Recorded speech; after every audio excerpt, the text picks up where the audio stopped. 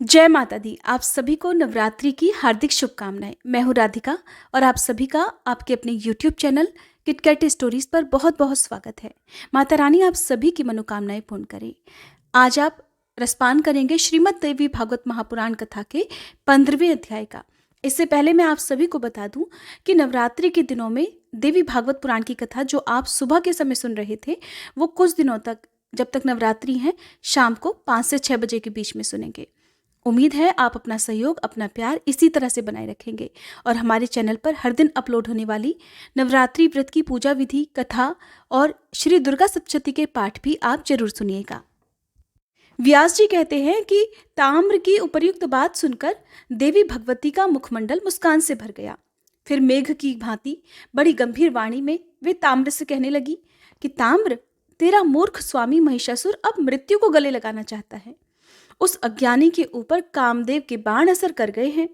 तू जा और उससे कह दे कि जैसी तेरी जन्मदाता भैंस है जो घास फूस खाकर तगड़ी बनी रहती है, जिसकी लंबी पूंछ है, बड़ा सा पेट है और सिर पर सींग सुशोभित है, मैं वैसी नहीं हूं। ब्रह्मा, विष्णु, महेश, इंद्र, वरुण, कुबेर और अग्नि तक को भी मैं पति नहीं बनाना चाहती। इन सब प्रधान देवताओं को छोड़कर किस गुण की विशेषता से मैं एक पशु को स्वामी बनाने का निंदनीय काम करूंगी? मैं पति को वरण करने वाली स्त्री नहीं हूं। मेरे शक्तिशाली पतिदेव विराजमान हैं। वे सबके कर्ता, साक्षी, अकर्ता और निष्प्रह हैं। वे तो सब जगह विराजमान हैं, क्षमा और शांति के साकार विग्रह हैं। सब कुछ देखने और समझने की शक्ति उन्हें प्राप्त है। ऐसे सुयोग्यतम पति को छोड़कर मूर्ख महिषासुर की सेवा करने के लिए मैं भला कैसे तैयार हो सकती हूँ? तू संभल कर युद्ध कर। अभी तुझे यमराज की सवारी के लिए नियुक्त कर देती हूँ, या फिर तेरी पीठ पर पानी लाद कर जनता को जल पहुंचाने की व्यवस्था करूंगी। अरे नीच, अगर तुझे अपने प्राणों का लोभ है तो संपूर्ण दानवों के साथ शीघ्र ही पाताल भाग जा, नहीं तो संग्राम में तू मुझसे नहीं बच सकता। दोनों एक समान हो तभी उनका संयोग संसार में सुखदायी हो सकता है, नहीं तो अज्ञान से अगर विषमता में संबंध की कल्पना कर ली जाए तो दुख ही दुख उठाने पड़ते हैं, और तेरी बुद्धि पर तो पत्थर पड़ गए हैं। इसीलिए तो तू कह रहा है कि भामिनी, तुम मेरे महाराज की उपासना करो। कहाँ मैं और कहाँ वो सींग वाला महिषासुर? ऐसे दो व्यक्तियों में भला कैसा संबंध? जा या फिर युद्ध कर, जैसी तेरी इच्छा हो कर सकता है। मैं तुझे तेरे परिवार के सहित मृत्यु के मुख में झोंक दूंगी। अगर युद्ध अभीष्ट ना हो तो इस लोक को छोड़कर कहीं और सुख से जीवन बिता। व्यास जी कहते हैं, इस प्रकार कहकर भगवती जगदम्बा ने बड़ी अद्भुत घोर गर्जना की। उस अवसर पर उनके कल्पांत सदृश गर्जन से दैत्यों के मन में आतंक छा गया। ऐसी गंभीर गर्जना हुई कि उसके प्रभाव से पृथ्वी कांपने लगी, पहाड़ डगमगा गए और दैत्यों की स्त्रियों का गर्भपात आरंभ हो गया। उस शब्द को सुनकर ताम्र का मन भी भय से व्याप्त हो गया और वो वहां से भागकर महिषासुर के पास चला गया। यही नहीं, किंतु उस नगर के जितने भी दैत्य थे उन सब का मन चिंता से आकुल हो गया। राजन, उन सब के कान उस भीषण गर्जना से बहरे हो गए। एकमात्र भाग जाना ही अब उनका ध्येय रह गया। उसी क्षण क्रोध में आविष्ट होकर सिंह ने भी बड़ी भीषण गर्जना की। उस भैरव नाद के कारण दैत्यों के रोम रोम में भय भर गया। ताम्र को वापस आया देखकर महिषासुर की बुद्धि भी चौंधिया गई।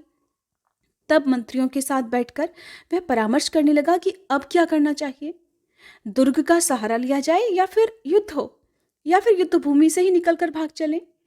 महानुभाव दानवों, आप लोगों को यहां से भाग जाने में ही कल्याण की संभावना दिखती है। आप सबके सब बुद्धिमान, युद्ध में कभी पीछे पैर ना रखने वाले और शास्त्रों के पारगामी विद्वान हैं। इस अवसर पर कार्य में सफलता प्राप्त करने के लिए कोई अत्यंत गुप्त मंत्रणा करना बड़ा आवश्यक है। राज्य की स्थिति में मंत्रणा को ही प्रधान कारण माना गया है। राज्य को सुरक्षित रखने की इच्छा हो तो राजा के लिए सदाचारी विद्वान मंत्रियों से मंत्रणा करना अनिवार्य है। मंत्रणा का भेद फूट जाने पर राज्य और राजा दोनों का विनाश हो सकता है। अपना विचार सबको पता ना चल जाए, इस भय से कल्याणकामी पुरुष अपने अभिप्राय को भली भांति गुप्त रखते हैं। इसलिए इस समय मंत्रिमंडल देश और काल के अनुसार अपना हेतुयुक्त हितकारक मत प्रकट करे। नीतिपूर्वक विचार करके ही अपना मत बताना चाहिए। यहाँ जो देव निर्मित स्त्री आई है उसमें अपार पराक्रम है। अकेले ही निराधार इसके यहाँ आने का भला क्या कारण है, इस बात पर विचार किया जाए। वह युवती स्त्री युद्ध के लिए बार बार आह्वान कर रही है, इससे बढ़कर और भला क्या आश्चर्य होगा। युद्ध छिड़ जाने पर विजयश्री मिलेगी या नहीं, त्रिलोकी में ये कौन जान सकता है। बहुतों की विजय और एक की तो हार होती ही है। ये भी निश्चित बात नहीं है क्योंकि युद्ध में जय और पराजय की बात सदा दैव के अधीन समझनी चाहिए।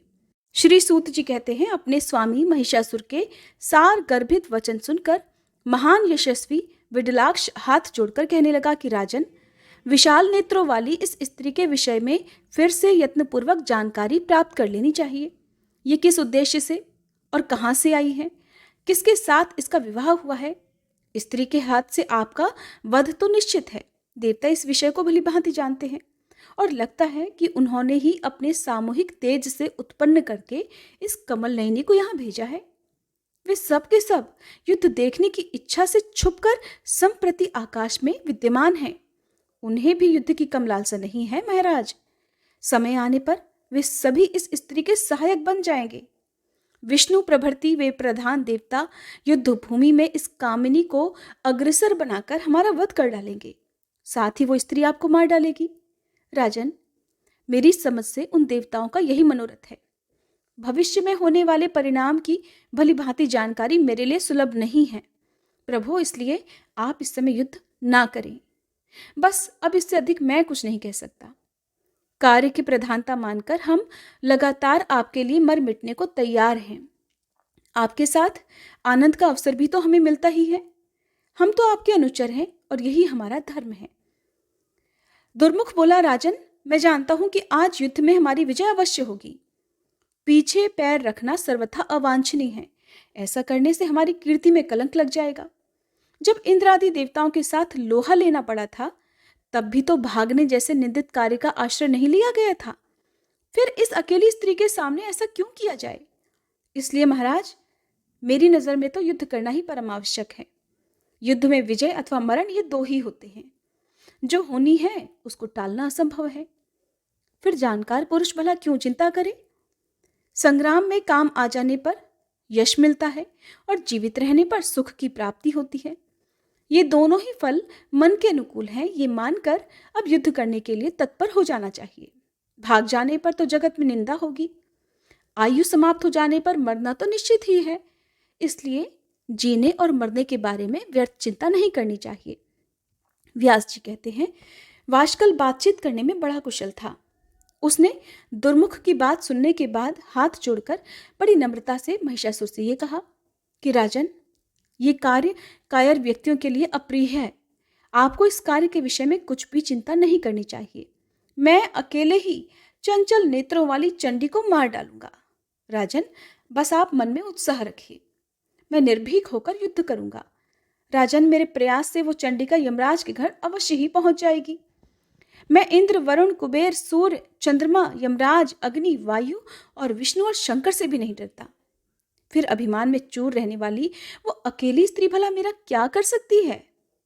मेरे चमकीले बाणों से उसके प्राण पखेरु उड़ जाएंगे।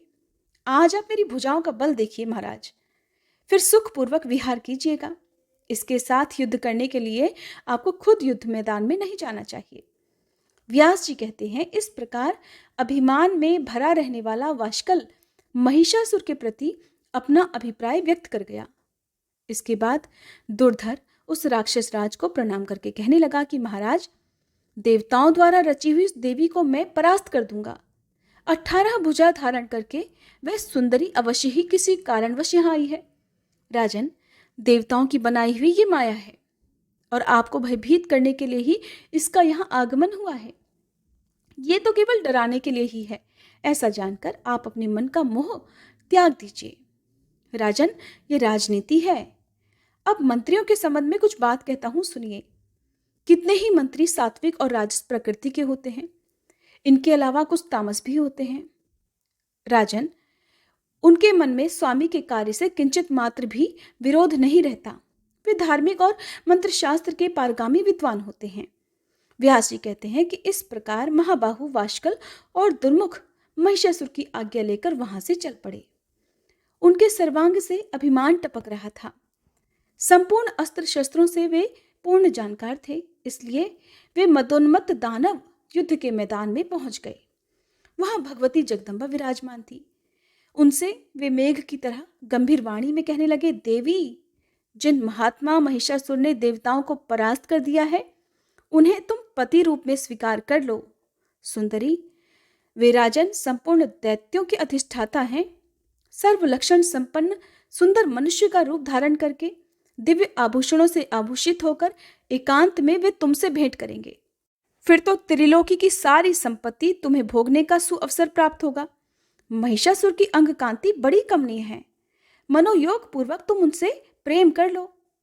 ये नरेश महान पराक्रमी है, इन्हें पति बनाकर तुम सांसारिक उस अद्भुत सुख को, जिसके लिए स्त्रियां प्रायः लालायित रहती हैं, प्राप्त कर लोगी। देवी कहने लगी, अरे धूर्तो, तुम ये क्या समझ रहे हो कि काम के चंगुल में फंसा हुआ ये कोई अत्यंत अशिक्षित अबला है? मैं महान मूर्ख महिषासुर की सेवा कैसे करूं? संभ्रांत कुल की स्त्रियां जो कुल, शील और गुणों में समानता रखता है, वैसे ही पुरुष की उपासना करती हैं। बल्कि रूप, चातुरी, बुद्धि, शील और क्षमा आदि में उसे और भी बढ़ चढ़ कर होना चाहिए। और ये महिषासुर तो पशु का शरीर धारण किए रहता है। पशुओं में भी इसकी जाति अधम मानी जाती है। फिर कौन देवरूपिणी ऐसी स्त्री होगी जो काम के वशीभूत होकर इस पशु को अपना पति बनाना चाहेगी? तुम अभी अपने स्वामी के पास चले जाओ। अरे वाशकल और दुर्मुख, तुम तुरंत अपने स्वामी महिषासुर के पास, जिसके सिर पर बड़े बड़े सींग हैं और जो हाथी की तरह धूल धूसरित पड़ा रहता है, जाओ और मेरे ये वचन उसे कह दो कि तू पाताल में चला जा या फिर आकर मेरे साथ युद्ध कर। युद्ध होने पर ही देवराज इंद्र निर्भय हो सकते हैं, ये अटल सत्य है। मैं तो तुझे मारकर ही जाऊंगी, बिना मारे नहीं जा सकती। प्रचंड मूर्ख, मेरी इस बात पर विचार करके फिर तेरी जैसी इच्छा हो वैसा कर। अरे चार पैर वाले जानवर, मेरे सामने विजयी हुए बिना कहीं भी भाग में, चाहे वो पृथ्वी का कोई भाग हो, पर्वत की गुफा हो या फिर आकाश ही क्यों ना हो, तुझे कहीं भी जगह मिलना असंभव है। व्यास जी कहते हैं, देवी भगवती के ऐसा कहने पर वाशकल और दुर्मुद दोनों दैत्य क्रोध से तमतमा उठे। उनकी आंखें नाचने लगी। वे दोनों वीर हाथ में धनुष और बाण लेकर युद्ध करने के लिए तैयार हो गए। भगवती जगदम्बा गंभीर गर्जना करके बड़ी निडरता से विराजमान थी। कुरुवंश को सुशोभित करने वाले राजन, वे दानव पूरी शक्ति लगाकर देवी के ऊपर बाण बरसाने लगे। भगवती को देवताओं का कार्य सिद्ध करना था। वे सुमधुर गर्जन करके दानवों के प्रति पर्याप्त मात्रा में बाण वर्षा करने को तत्पर हो गई। उन दोनों दैत्यों में वाशकल बड़ा चंचल था। वो तुरंत सम्रांगण में भगवती के सामने आ गया। अभी दुर्मुख दर्शक बनकर देवी की ओर दृष्टि लगाए हुए खड़ा हुआ था। फिर तो वाशकल और देवी में बड़ा भीषण युद्ध आरंभ हो गया। बाण, तलवार और परिघ के आघातों से भीरुजनों के मन में भय ही भय उत्पन्न होता है। उन भगवती जगदम्बा को भला क्या डर था? युद्ध में अपना मनोबल और पराक्रम दिखाने वाले उस दैत्य को देखकर अब उन्हें क्रोध हो आया। तेज धार वाले भयानक 5 बाणों को धनुष पर चढ़ाकर उन्होंने उसे कान तक खींचा और उन्हें वाशकल पर चला दिया। दैत्यवर वाशकल के पास भी वैसे ही तीखे तीर थे। उन तीरों से उसने देवी के बाण काट गिराए। साथ ही उसने 7 बाणों से भगवती सिंहवाहिनी के ऊपर चोट की। देवी ने भी अत्यंत तीखे पीले रंग वाले 10 बाणों से उस नीच दानव पर आघात किया। साथ ही दानव के बाण अपने सहायकों से काट दिए। वे बार बार अट्टहास करने लगी। भगवती के पास एक अर्धचंद्र नामक बाण था। इससे उन्होंने वाशकल के धनुष को छिन्न भिन्न कर दिया। तब वह दैत्य हाथ में गदा लेकर मारने के लिए देवी पर टूट पड़ा। ये देखकर चंडिका ने अपने गदा प्रहार से उसे धाराशायी कर दिया। वाशकल बड़ा पराक्रमी था। 2 घड़ी तक जमीन उसकी शैया बनी रही। फिर वह तेजी से उठा और भगवती चंडी पर गदा चलाने लगा। उस दैत्य को सामने आते देखकर देवी क्रोध से उबल गई। त्रिशूल से उसकी छाती में बड़ी भीषण प्रहार किया। चोट लगते ही वाशकल जमीन पर गिर पड़ा और उसके प्राण पखेरु उड़ गए। उस दुराचारी दानव के गिरते ही उसकी सेना नष्ट भ्रष्ट हो गई। आकाश में स्थित देवताओं को बड़ा हर्ष हुआ। भगवती जगदम्बा की वे जय जयकार करने लगे। इधर वाशकल के मर जाने पर अत्यंत शक्तिशाली दुर्मुख अब युद्ध के मैदान में देवी के सामने उपस्थित हुआ। क्रोध से उसकी आंखें लाल हो गई थीं। उस समय दुर्मुख कवच पहनकर रथ पर बैठा हुआ था। उसके हाथ में धनुष और बाण थे। अरे अबले, ठहरो ठहरो, ऐसा बार बार उसके मुंह से आवाज निकल रही थी। उसे आगे बढ़ते देखकर भगवती ने शंख ध्वनि की। उस दानव का क्रोध बढ़ाती हुई वे अपना धनुष टंकारने लगी।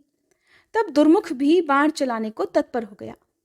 उसके तीखे और शीघ्रगामी बाण विषधर सर्प के समान भयंकर थे। भगवती महामाया ने अपने सहायकों से उसके तीर काट डाले और फिर गर्जना करने लगी। राजन, अब तो दोनों में महान भयंकर युद्ध होने लगा। बाण, शक्ति, गदा, मूसल और तोमर आदि अस्त्र शस्त्रों से वे एक दूसरे पर प्रहार करने लगे। उस समय युद्ध स्थल में रक्त की नदी बह चली। उस नदी के तट पर कटकर गिरे हुए वीरों के मस्तक इस प्रकार सुशोभित हो रहे थे मानो तैरने की कला सीखने वाले यमराज के दूत अभ्यास करने के लिए तुम्बी एकत्रित किए हुए हों। उस अवसर पर वहां की भूमि बड़ी भयंकर हो गई थी, क्योंकि चारों ओर कटी हुई लाशें बिछी हुई थी। उन्हें खाने वाले श्रृंगाल आदि क्रूर जानवरों का पूरा समूह जुटा हुआ था। सियार, कुत्ते, कौवे, काक और गीध, बाज उन दुष्ट दानवों के मरे हुए शरीरों को नोच नोच कर खा रहे थे। मृतकों के संसर्ग से बड़ी दुर्गंधित हवा चलने लगी थी। मांसभक्षी जानवर बड़े जोर जोर से चिल्ला चिल्लाकर भयानक आवाज कर रहे थे। तब दुरात्मा दुर्मुख क्रोध से तिलमिला उठा। काल ने उसकी विवेक शक्ति नष्ट कर दी थी। अपनी सुंदर भुजा ऊपर उठाकर अभिमान के साथ वह देवी से कहने लगा, चंडी, तुम्हारे तो सभी अंग बड़े सुकोमल हैं। सुंदरी, तुम अब भी मान जाओ और मद्यपान करके मस्त रहने वाले दानवेश्वर महिषासुर की सेवा करना स्वीकार कर लो, नहीं तो आज ही मैं तुम्हें काल का कलेवा बना दूंगा। तब देवी बोल उठी कि तेरे सिर पर मौत नाच रही है। तू काल से मोहित हो गया है, इसलिए जी भरकर अनाप शनाप बक ले। मैं अभी तुझे यमराज के घर वैसे ही भेजने वाली हूं जैसे इस वाशकल को भेज दिया है। मूर्ख, जा या फिर रह, तुझे मरना तो अभीष्ट है, इसलिए पहले मैं तेरे प्राण हरकर मूढ़ बुद्धि महिषासुर को मारने की व्यवस्था करूंगी। अब तो दुर्मुख मरने के लिए उद्यत होकर आया ही था। भगवती चंडिका की बात सुनकर उसने उन पर बाणों की भयंकर वर्षा आरंभ कर दी। देवी ने अपने बाणों से दुर्मुख के सभी बाण काट दिए। साथ ही उस दानव पर इस प्रकार बड़े जोर से प्रहार किया मानो इंद्र वृत्तासुर वज्र फेंक रहे हों। अब भगवती चंडिका और दुर्मुख दोनों आपस में घमासान युद्ध करने लगे। देखकर कातरों का कलेजा दहल उठता था। शूरवीर उत्साहित हो रहे थे। देवी ने बड़ी शीघ्रता के साथ दुर्मुख के धनुष को काट डाला। उनके वैसे ही 5 बाणों से दानव का उत्तम रथ भी छिन्न भिन्न हो गया। रथ टूट जाने पर महाबाहु दुर्मुख दुर्धर्ष गदा हाथ में लेकर पैदल ही भगवती की ओर दौड़ा और पूरी शक्ति लगाकर सिंह के मस्तक पर उसने अपनी गदा से चोट पहुंचाई। महाबली सिंह प्रहार से व्यथित होने पर भी अपने स्थान से विचलित नहीं हुआ। गदा लेकर सामने खड़े हुए दुर्मुख को देखकर भगवती जगदम्बा ने अपनी तीखी तलवार से किरीट सहित उसके मस्तक को धड़ से अलग कर दिया। मस्तक कट जाने पर दुर्मुख के प्राण प्रयाण कर गए। वो जमीन पर पड़ गया। उसे देखकर आनंद से देवता विह्वल हो उठे। उन्होंने उच्च स्वर से जयध्वनि आरंभ कर दी। साथ ही वे देवी की स्तुति करने लगे। बहुत से देवता आकाश में स्थित होकर भगवती के ऊपर पुष्प बरसाने लगे। उनके मुख से जय जयकार की घोषणा हो रही थी। युद्ध के मोर्चे पर दुर्मुख की जीवन लीला समाप्त हो गई। ये देखकर ऋषियों, सिद्धों, गंधर्वों, विद्याधरों और किन्नरों के मुख पर प्रसन्नता की किरणें चमक उठी। जय माता दी। आज का अध्याय समाप्त हुआ। उम्मीद है ये वीडियो आपको पसंद आई होगी। अच्छी लगी हो तो वीडियो को लाइक कीजिएगा, कमेंट कीजिएगा और अगली वीडियो के अनुसार आप अगले दिन शाम के समय जरूर कीजिएगा।